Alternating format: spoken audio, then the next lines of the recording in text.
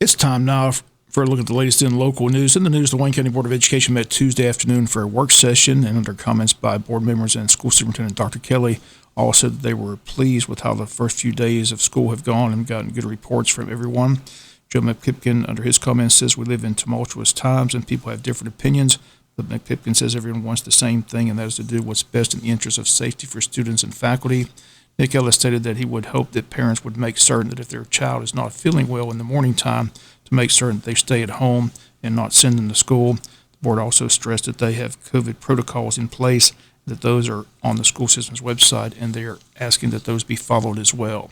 Dr. Kelly gave the COVID update, reported that Wayne County is similar to the state and the nation when it comes to COVID cases. He says the numbers are simply rising. They're following the data daily and keeping everyone up to speed on what is happening in each school. They state they will once again release the weekly totals of cases at the school system like they did last school year in order to be as transparent as possible. They also addressed once again the confusion of releasing information before school began that a mask mandate would be implemented at the beginning of the school year, but again made it clear that the board, not the superintendent, erred in putting out that release. Ray Davison again stated he simply got confused at the Friday board meeting, says that he apologizes again for any confusion. The policy is that masks are optional, not mandated. Sharon Daniel, under her comments, read a letter from a retired teacher who expressed her disappointment that the mask mandate isn't in place in Wayne County and not even on school buses. Again, the board policy is the policy that they passed back in May when they did away with the mask mandates, which were in place last school year. That policy has not changed. Again, that policy is still in place. Other news, superintendent each meeting gives the updates on the school system's capital outlay projects. James E. Bacon in the track. Here was the Tuesday report. James E. Bacon. Obviously, you can see that they have dug the footers for the pad. You can see that they've poured footers for the pad. You can see the rebar coming out of the ground where they're going to get ready to start doing additional site prep work, getting ready to lay block or whatever it is that they're going to do, to begin with that. The rough plumbing inside the annex and the pre-K building is done and has been poured back, so that the process in there will begin to increase. The portables for the students were completed, set up, ready to go prior to the end of the week last week, so they were certainly ready by Monday. The fence that separates the trailers or the portables from the road has been installed, gates been installed, so it is back like it was prior to the construction beginning, so that we don't have any issues with kids having access to the road. So we have that in order. The bathroom trailer's been moved and has been set up, and it is functioning and ready to go, so that they have those facilities out there. There was a meeting today with the designer for color scheme and the aesthetics part of going inside: carpet, wall covering, carpet, floor covering, different other available floor coverings, paint, tile, all those kind of things. So initial meeting was happened today with Mr. Ellis, the principal, Jamie Ellis. He does have a committee that will be strategically involved in that, and it will involve members of his staff and possibly other stakeholders, but I'm not exactly sure who is on his committee, but he does have a committee to take care of that. There was meetings prior to school opening between school officials and TQ constructors to make sure that traffic flow, not only with cars but with students, was appropriate, and Mr. Jamie Ellis was strategically involved in that as well. And I'm sure everybody knows we had a visit from the governor on the first day of school. That went well. Mr. Jamie Ellis and his staff did an excellent job of organizing that and carrying that out, and it was very successful as well. Does anybody have any questions about James E. Bacon that I might could answer? All right. The track. I don't know if you've been by the track, but there's actually machinery moving at the track. They are digging ditches and they are putting in storms, and the pipe has arrived and they are working, which is very exciting. I ride by there several times a day just to watch. The electrician will be beginning this week to start running electrical outlets and things for the light poles and all that kind of stuff. The well permits have been completed, so you will probably see them drilling the well at some point, hopefully in the very near future. and the sports turf, who will be responsible for the actual track surface and organizing that, is currently planning and mobilizing. And so hopefully, that will be ready to go when it's time. So the track is back active, thank goodness. And so hopefully we'll continue to see that. And if there's any questions about the track, yes, ma'am. Not the track itself, but the football area that we're trying to put how are we doing with that? The practice fields? The practice fields, are they going all right? Yes, ma'am. Actually, that's the very next thing, which is a great segue into the practice fields. The sod is down. The sod has been rolled, and we will probably do a little bit of top dressing just to kind of finish it up, where it needs to be. The goalposts are up, and we are going to look at the wetlands survey to see what we might be able to do with some different areas out by the practice field that we currently do not have the availability to disturb. And again, those comments of Dr. Kelly. School board also has a retreat set for September 9th at the Tech Center that'll begin at 8 a.m. They announced that a date for the meeting with the board, and the board's capital outlay committee will soon be set up. Board member Ray Davison will chair that committee, and he encourages everyone interested to attend that meeting, which they'll advertise when they get the meeting set. Personnel, always part of the agenda. Following personnel approved on Tuesday: certified recommendations, Jordan Brown, Martha Ross Smith Elementary; Variah Jackson, Arthur Williams Middle School. Classified or certified resignations: Darnisha Doobie, Martha Ross Smith Elementary; Michelle Piegler, Arthur Williams Middle School.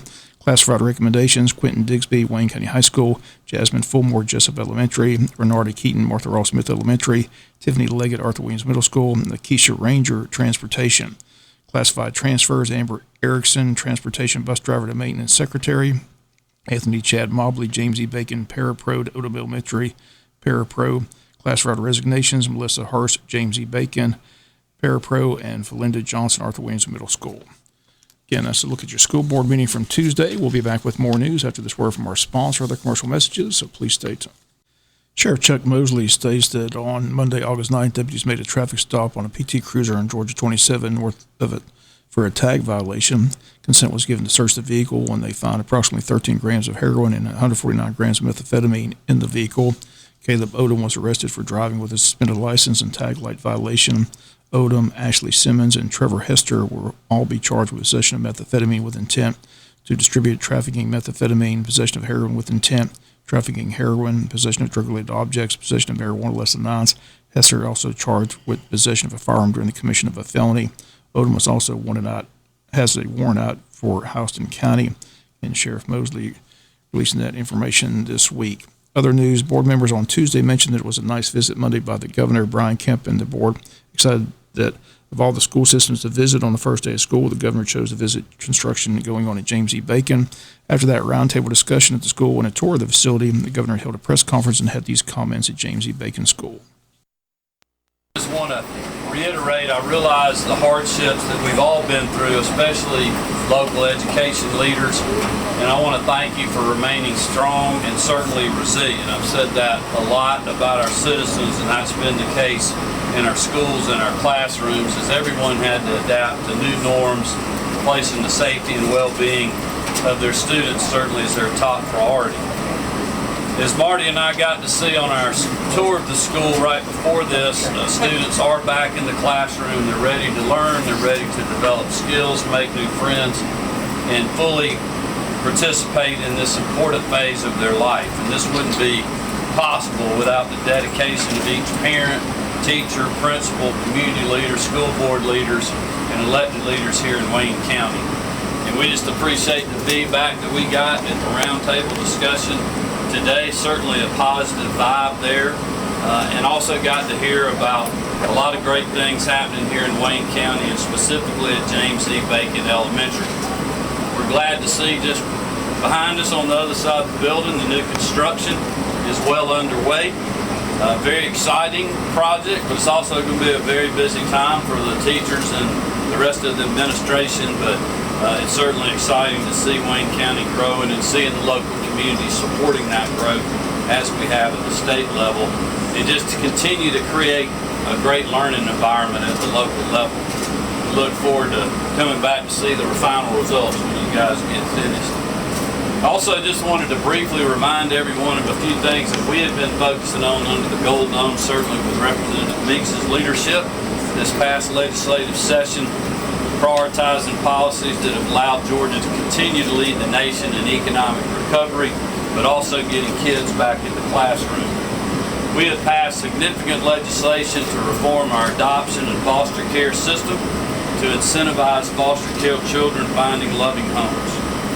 We also had overwhelming bipartisan support for part of our legislative package on our teacher pipeline bill, and we look forward to working on the second phase of that this year. All of that is designed to prepare, mentor, and retain the best and brightest in education. SB 88 that was passed also names the Georgia Teacher of the Year as an advisor and ex officio member of the State Board of Education to make sure that Mike and his colleagues continue to hear from where the rubber meets the road. That's right. And next year we're looking forward to working on the next part of that package, which will allow retired teachers to return to the classroom full-time in our high needs areas. And again, those comments of Governor Brian Kemp speaking at James E. Bacon School on Monday. We'll have more from the governor's visit and comments on Thursday's newscast. We'll be back with some final news notes after this word from our sponsor, other commercial messages, so please stay tuned. Final notes news: Wayne Memorial Hospital offering the Moderna COVID-19 vaccine for the last time to the community on Friday, August 20th from 11 to 2 and in the main conference room. This clinic is for adults 18 years of age and over. The public may enter through the front doors of the hospital or the side entry to the cafeteria patio. Again, there is no charge, no need for an appointment, and they state this will be the last community event they hold for the vaccine. Several other locations in Wayne and surrounding counties are offering the vaccine. To find the one close to you, log on to vaccines.gov. Currently, there are 19 providers offering the vaccine within 25 miles of our zip code 31545. Community-wide blood drive is scheduled for Monday, August 16th from 2 to 7 p.m. at Calvary Baptist Church. You can schedule an appointment by calling 1-800-RED-CROSS. Walk-ins are welcome. That's Monday, August 16th at Calvary Baptist Church in Jesup. And still time to sign up for the Grand Slam Fishing Tournament, August 21st and 22nd. Again, the river's waiting. They say it's time to get ready to fish in Wayne County. Again, the Grand Slam Fishing Tournament set for August 21st and 22nd. The entry fee is $50 per fisherman with a minimum of at least 2 paid entries to a boat. Registration forms can be picked up at the Tourism Board office at the depot, or registrations available at online at active.com. Again, you can check out their website, waynetourism.com, or call the Tourism Board office at 427-3233. Once again, the dates August 21st and 22nd. That's going to do it for latest in local news. Sports comes your way in a few minutes. Bob Morgan saying a great day.